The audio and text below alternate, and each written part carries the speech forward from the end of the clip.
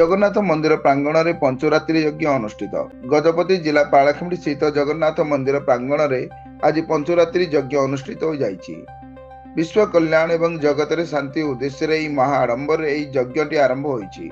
एही अवसर में पंडित श्री सुदर्शन त्रिपाठी, जगन्नाथ रथ शर्मा एवं अन्य पुरोहितंक पौरोहित्य जजमान श्री दुर्गा माधव पाणिग्राही एवं सहधर्मिणी उपस्थित पंचयज्ञ अनुष्ठित हो जाइछि। एही परिप्रेक्षी समस्त नीतिकांति अनुजाई समस्त पूजा आदि करा जाइतिबा बेले बहु भक्त माने उपस्थित थिले।